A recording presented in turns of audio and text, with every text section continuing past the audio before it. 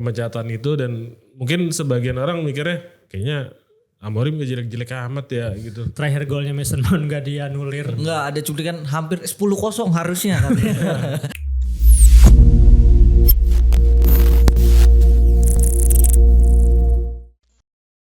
Kembali lagi di Ruang Pandit bersama gue Yazid Abdi. Irawan. dan dunia lagi nggak baik-baik aja nih setelah Apa nih? Waduh. kemenangan derby Manchester. Oh. Keren derby yang Glory Man United. Dunia nggak baik-baik saja nih semua. Pasti ya maklum lah menang derby gitu kan. Pantes akhirnya kemarin hujan lagi tuh. Biasa kalau abis ada menang derby hujan tuh seharian di Jakarta. Waduh. Hujan dingin langsung.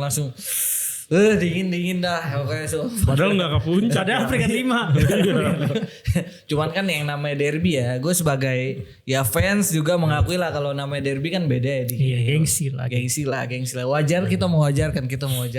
Walaupun ya memang beda. Kalau masa MU doang juga yang menang nih minggu ini. Oh, iya. Big Six sama Chelsea kalau nggak salah 2. Liverpool imbang. Imbang.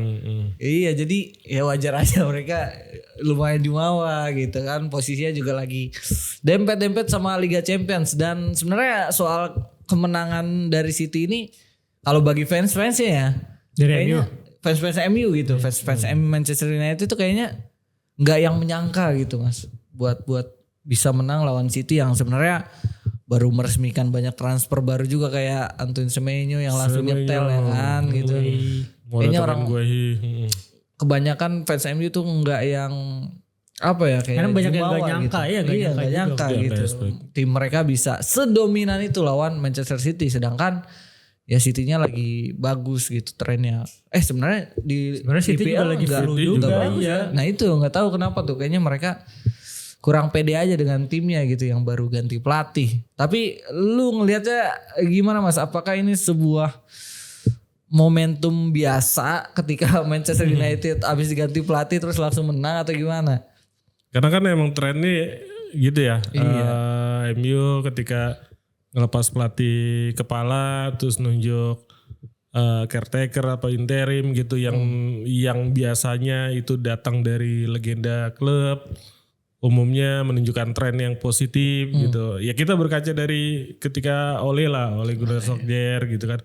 Dan pada akhirnya tanpa tending aling-aling, tanpa berpikir lebih panjang gitu, setelah performa yang cukup oke, tawarinlah kontrak permanen dan lanjut, dan pada akhirnya perjalanannya kayak gitu lagi, terus balik lagi, dipecat lagi. Dan gue lihat sih sebenarnya, gak tau ini dari sudut pandang gue ya, gue ngelihatnya dari kalangan fans MU itu juga agak-agak terpecah lah gitu. Ada yang mereka mendukung gitu ketika Carrick masuk gitu dengan latar belakangnya dia gitu, pernah jadi staf pelatihnya Mourinho, staf pelatihnya Solskjaer, sampai sempat jadi caretaker juga kan di 2021 kalau nggak salah habis Solskjaer sebelum Rangnick.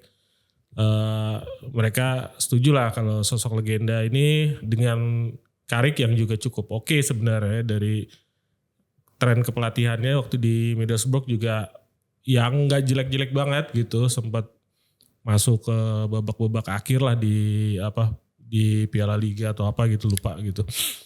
Tapi di sebagian lagi gue ngelihatnya yaitu kekhawatiran akan terulang siklus-siklus yang seperti sebelumnya gitu kan. Caretaker oke, akhirnya wah ekspektasi tinggi, mimpi makin tinggi, dan manajemen tanpa berpikir jangka panjang akhirnya ditawarkanlah kontrak seperti Solskjaer dan Carrick juga mungkin bukan nggak mustahil kayak gitu juga ke depannya kan. Tapi iya sih kayaknya Carrick ini sebenarnya udah punya modal ya buat ngelatih. Cuman kayaknya masalah di MU lagi-lagi lu mau siapapun yang ngelatih kalau manajemennya nggak ngedukung mah ya susah juga. Apalagi sekelas legend-legend MU ini ternyata mereka nggak punya kekuatan gitu lah di antara buat masuk ke biar omongannya tuh didengar lah gitu sama manajemen klub gitu. Nah mereka belum punya. Oh justru Soal itu kalau gue ngeliat tapi ya. emang masa itu legenda MU itu paling malah ke berisik atas, deh. bukan Enggak maksudnya buat ke ini sounding Iya, ke atasnya tuh kan nggak ada. butuh kan nggak ada kan gitu. Padahal kan Kayak di Madrid manajemen juga yang nunjuk si dia. Iya, cuman kan ya untuk membentuk tim kan harusnya pelatih yang ngebentuk. Sedangkan di MU ini berbeda gitu iniannya. Ya siklusnya berbeda gitu. Kayak di Madrid gue ngeliat agak mirip gitu. Yang punya keleluasaan ya board sama presiden ujungnya gitu. Nah mirip-mirip tuh sama Madrid. Cuman bedanya Madrid memang ya milih pelatihnya agak lebih bener lah. Pelatih-pelatih yang berwibawa. Dan mereka juga kan masih bisa beli-beli pemain yang bintang gitu-gitulah. Sedangkan di MU pemain bintang dibeli cuman Yang kemarin benar Madrid. nah itu harusnya goblok itu. Oke, kalau lu gimana Di? Ada perubahan skema nih dari sebelumnya Ruben Amorim terus tiba-tiba Carrick langsung ubah susunan line up juga, beberapa pemain baru juga masuk. Lu ngeliatnya emang inikah formasi yang cocok untuk Manchester United? Gue ngelihatnya, gue nggak tahu ini apakah bakalan jadi formasi patennya Carrick ya, karena kan bisa jadi ini cuma kebutuhan karena Carrick tahu yang dihadapin itu City dengan penyerang-penyerang di sayap cepatnya, terus di depan ada Haaland, top skor liga sekarang gitu. Jadi bisa jadi memang skema kemarin itu skema yang khusus disiapin buat City. Kalau kita lihat golnya juga kan 2 gol itu beneran dari skema serangan balik cepet banget kan, lari semua tuh, Bruno di depan semua. Jadi kedepannya apakah ini skema yang pas atau skema yang tepat untuk United bisa meraih 5 kemenangan beruntun, kita belum tahu kedepannya. Ya kalau dari gue sih di laga selanjutnya mereka ketemu siapa sih, Arsenal ya? Arsenal di depan. Karena Carrick langsung dihadapkan dengan 2 tim contender lah jatuhnya. Cuman ya kita masih lihat seperti apa pola permainan Carrick. Tapi seenggaknya barnya Carrick itu udah cukup oke lah memulai sesuatu di MU gitu. Memulai dari derby, lu menang secara mengejutkan, bisa menang hampir 3-0 kalau terakhir golnya Mason Mount gak dianulir. Enggak, ada cuplikan hampir 10-0 harusnya kan. Kan ada 3 gol atau 4 gol dianulir. Dianulir, ada tiang juga, ada tiang juga. Dianulir kan. Iya, ada tiang juga, jadi harusnya 10-0. Iya, maksudnya setidaknya dari ya Carrick memulainya dengan bagus lah, barnya sudah cukup, tinggal gimana nanti. Benar tadi kata Mas Ira, biasanya penyakit MU kan ketika si legend-legend ini udah dikasih kontrak, mungkin gua nggak tahu pressure-nya jadi berbeda, secara kreativitas kepalanya juga jadi berbeda gitu. Jadi harusnya banyak eksperimen yang dilakukan dan berhasil, tapi ternyata mereka malah main aman yang justru malah bikin performa timnya down atau kayak gimana gitu. Sebetulnya kan dengan kehadiran legend-legend ini dari Ole, dari Ryan Giggs, Nistelrooy, yang dijual kan sebetulnya lebih ke ini ya, lebih ke passion ya, ke kebanggaan lah. Yang dijual tuh sebenarnya menjual cinta gitu. Sedangkan pengaplikasian di lapangannya ternyata tidak sesustain itu. Carrick ya baru 1 pertandingan. Ya kedepannya gue sih belum melihat ini sudah membuktikan Carrick sosok yang tepat untuk menyelamatkan MU. Iya. Terakhir Sir Alex ya. Lagi pula juga kan biasanya memang nanti ya lawan tim-tim besar kan MU suka bagus ya. Nah nanti lawan Arsenal nih kalau menang nih beneran tinggi banget langsung nih. Terus minggu depannya lagi kalau lawan Burnley kalah udah. Itu kan lawan Arsenal kalau di Emirates Opening, ya. Emirates. Di Emirates waktu di pertemuan pertama kan sebenarnya MU main bagus waktu. Bagus Arsenal. itu. Bahkan Amorim kan ngomongnya itu penampilan terbaik mereka kan. Waktu itu sempat ngomong. Tapi kalah 0-1 kan. Iya. Lawan Liverpool menang, lawan siapa lagi menang? Papan atas lah pokoknya. Lawan City menang. City menang, Liverpool menang. Iya tinggal Sebetulnya Chelsea menang kalau nggak salah. Ya. Penyakit-penyakit si pemain-pemain lagi ini sebetulnya untuk di awal gitu, di awal ibaratnya ngasih shock terapi buat ke lawan atau ngasih surprise ke pemain-pemain MU sendiri. Oke, kita optimistis bisa meraih yang lebih baik, tapi ya yang udah-udah ya itu tadi mungkin dari board manajemennya ngerasa, padahal seharusnya gue gak tahu, harusnya mungkin si abang-abangan ini udah cukup ada di jalur yang pas nih, tapi karena mungkin manajemen ngeliatnya enggak, kita butuh pelatih asli. Nah justru pelatih itu bukan pelatih asli aja. Memang itu bukan pelatih asli. Iya maksudnya benar-benar pelatih, signing pelatih. Ya untuk long term lah ya, Iya. jangka panjang ya, yang punya visi lebih ide. lebih kompleks segala macam gitu. Mungkin manajemen butuhnya itu ya. Tapi ya so far yang kelihatan. Padahal waktu kalau gua ngeliat-liat juga sebenarnya zaman Ole itu kan yang kurang emang dukungan manajemen aja. Ketika Ole lagi di track yang bagus, di track yang benar, pemain-pemain yang dipengen Ole ini nggak dikasih gitu. Jadi Iya kayak gitu jadi oleh Romani oleh Gunnar Solskjaer gitu. Nah kalau lu Mas ngelihatnya apa sih perbedaan dari skema barunya Carrick? Sebenarnya kan kalau kita lihat dari eranya Amorim ya, Amorim itu yang paling banyak berpolemik itu kan soal 3-4-3-nya ya. Iya. Dan Amorim dari dulu selalu menegaskan kalau gue nggak bakal ngubah ini, pakem gue nggak bakal ngubah. Jadi pilihannya antara ini gue tetap dengan pakem ini atau kalau lu mau ubah ya lu ganti pelatih kan gitu kan. Yang selalu ditekankan sampai akhirnya bermunculan spekulasi, isu-isu nggak sedap termasuk perselisihan si Amorim sama siapa Jason Wilcock kalau nggak salah ya direkturnya lah siapa namanya. Terus akhirnya ya udahlah kayak udah menyimpan bara dalam sekam. Bara dalam sekam lah apa duri dalam daging atau apalah peribahasa aja gitu. Sampai akhirnya ya udah puncaknya pemecatan itu dan mungkin sebagian orang mikirnya kayaknya Amorim gak jelek-jelek amat ya gitu. Tapi ya emang udah banyak pemicu-pemicu yang membuat Amorim tuh pada akhirnya ya cepat atau lambat akan keluar juga ditambah dengan gelontoran dana yang cukup gede ya. Yomo, Chunha dan lain-lain gitu. Persentase kemenangannya juga gak terlalu spesial lah 30-an% lah dari semenjak dia datang gitu kan. Gak istimewa sampai akhirnya ya udahlah ditunjuk Carrick setelah diganti dan idealnya Carrick mengedepankan formasi 4-2-3-1 yang cukup populer lah istilahnya ya. Yang mengubah pandangan terhadap MU 3-4-3 yang dianggap tidak memfasilitasi pemain-pemain yang mereka punya. Dan 4-2-3-1 dianggap ya cukup bisa inilah menampung kreativitas pemain-pemain yang ada dan di pertandingan pertama kelihatan cukup berhasil dengan apa yang dilakukan, masang Dorgu di sayap, masang Biomo di penyerang gitu kan dan lain sebagainya.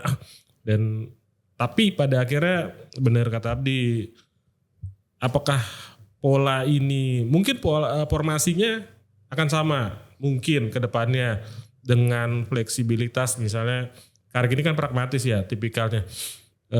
Dari 4-2-3-1 ketika bertahan low block jadi 4-4-2 misalnya gitu kan.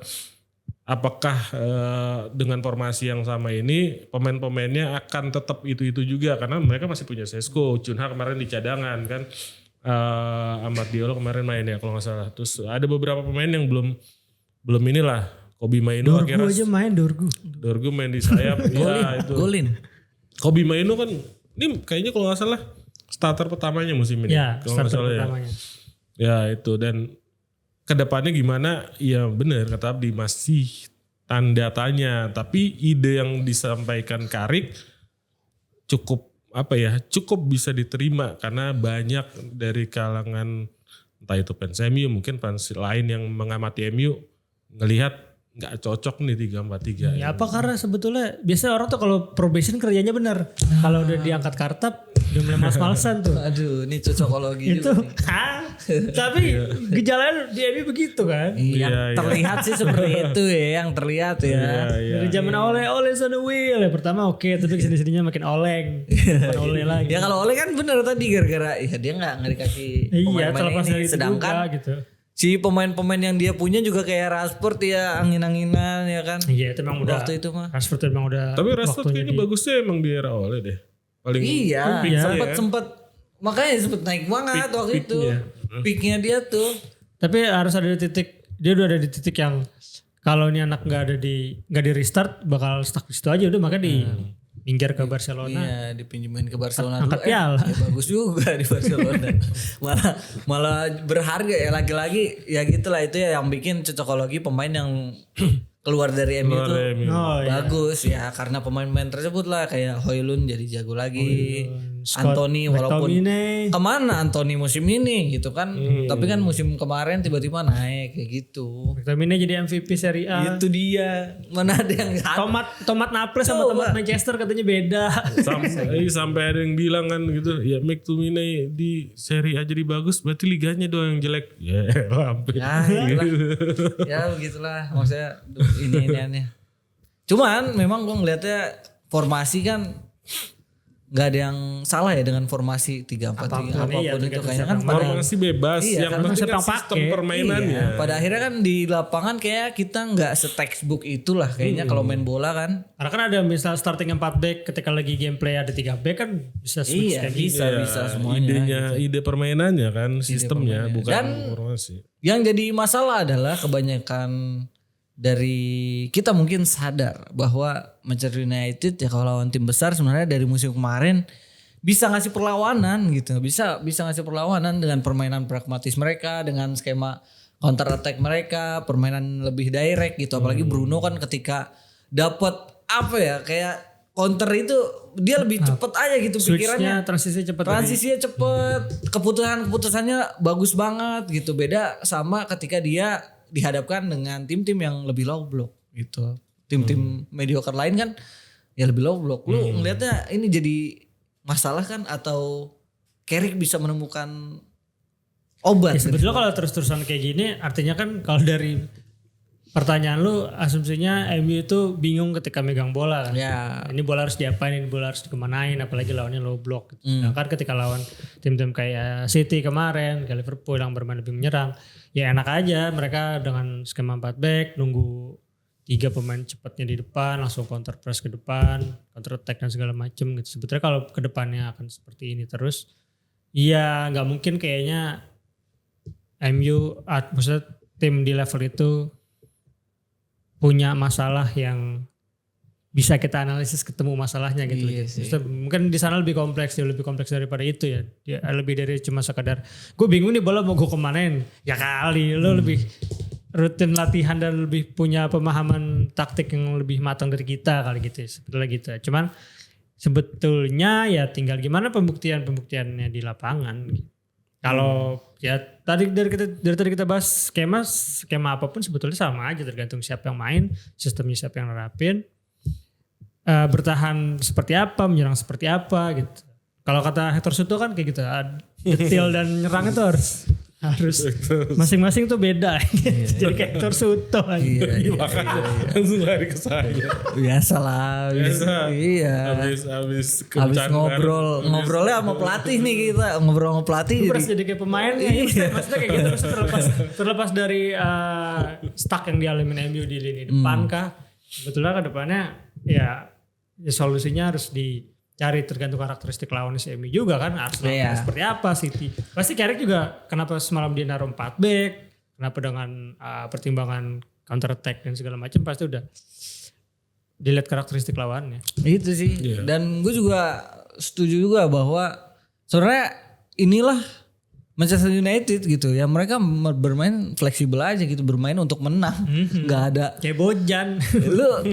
lu kayaknya udah cukup deh buat fans Manchester United buat apa ya kayak ayo tim lu harus bermain dengan sistem, semua main juga pakai sistem gitu. Cuman yang membedakan ya memang permainan lu mungkin lebih menguasai bola gitu, atau lu cuman lebih bertahan dominannya, bermain lebih counter gitu, memaksimalkan peluang yang ada. Kalau menurut lu gimana Mas Carrick? Di tangan Carrick nih bakal kayak gimana ke depannya Manchester United? Jakarta banyak yang bilang kan bersama Carrick ini marwahnya MU kembali gitu. Ya itu lagi jual baru satu laga tuh. jual Baru satu pride. lagi. Oke. United way. Jual Ibaratnya pride. gitu. United This is way. United way gitu. Jadi emang jalannya MU tuh Di situ-situ aja. Masa gitu. bersama Carrick gitu. Dengan status dia sebagai legenda bla bla bla gitu. Ditambah buayan kemenangan telak ya, ibaratnya telak juga ya. 2-0 ya. Lumayan lah. Telak ditambah emang lu kalau ngeliat cuplikan-cuplikan di seliweran, aduh gila MU mainnya tiki taka MU blak-blak.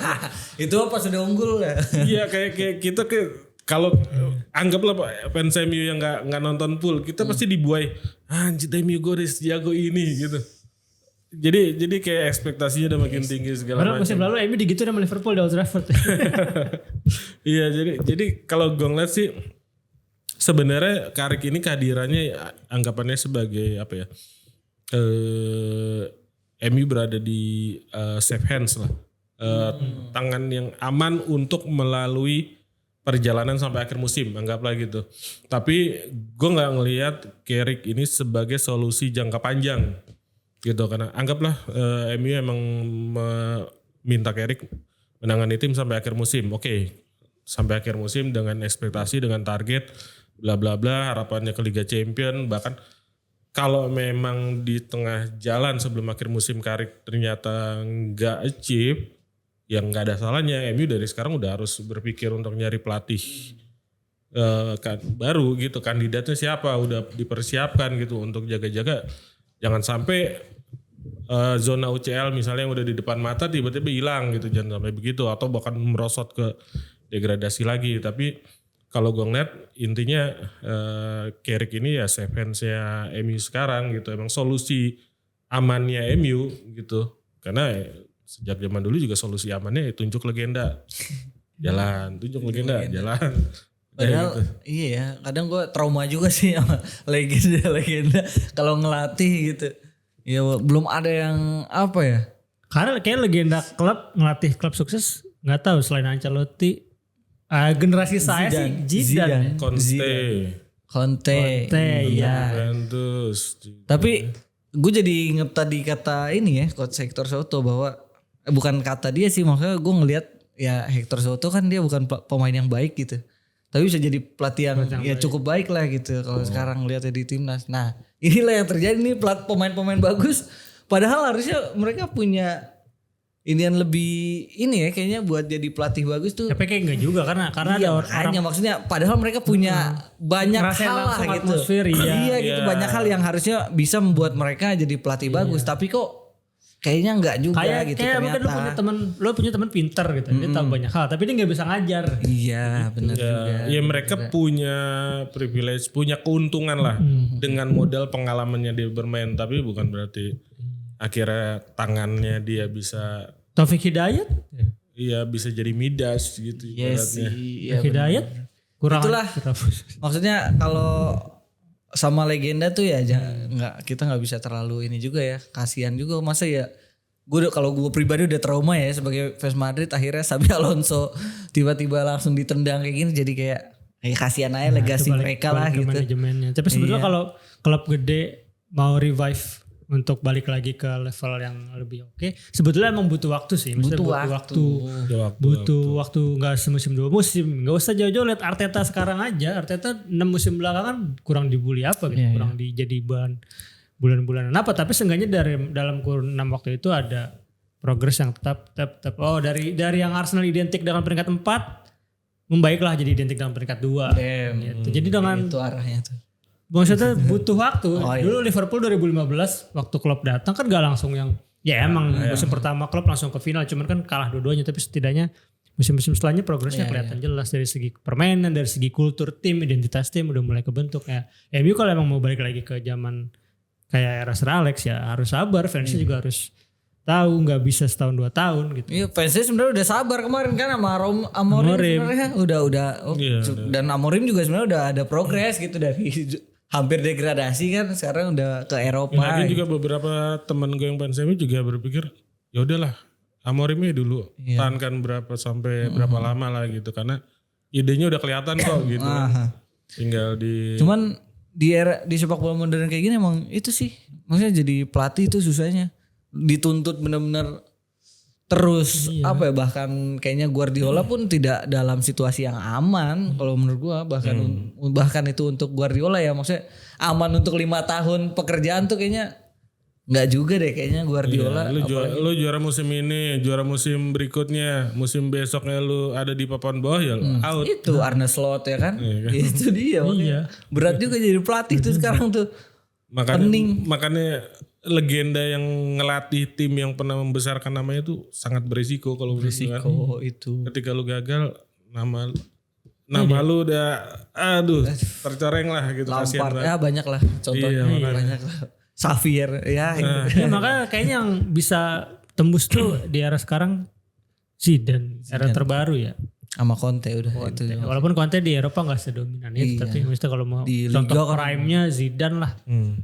Zidane. Kenapa itu Zidane bisa? Iya ya. Padahal dia bukan tipikal pelatih yang kemana dulu ngelatih melalang buana terus baru kemana. Ya kan pertanyaannya di klub lain gimana itu kan. Belum, nah itu dia nggak berani tuh menghancurkan CV-nya. Nggak berani. Zidane cuma mau di Madrid, Prancis sudah. Gak berani kayak Luis Mia. Iya nggak berani dia. Tiba-tiba langsung ke Kayak MU gitu. Super League nih ngelatih Persija. Nggak berani. Zidane ya pinter juga orang kayak gitu. Maksudnya gue nggak nyalahin dia juga ya, pinter orang kayak gitu. Tapi gue rasa tiga Liga Champion beruntun, nggak kebetulan lah. Ya bukan ngandelin individu doang lah. Pasti ada taktik, sistem dan taktiknya. man manajemen. Soalnya kita berpikir kan dia kemampuannya di man manajemen ya, tapi ya mungkin. Gak mungkin cuman itu doang lah gitu. Manajemen lo kasar tadi. Emang ngurusin Madrid cuman manajemen doang gitu kan. Enggak lah. Persipura era Zahrahan. Aduh, ini kan sampai ke Persipura nih. Oke, lanjut. Balik lagi ke Carrick tadi ya. Coba menurut kalian apakah Carrick adalah sosok yang tepat untuk melatih Manchester United? Coba tulis di kolom komentar. Sampai jumpa di episode berikutnya. Spesial Hector Soto. Glory Man United.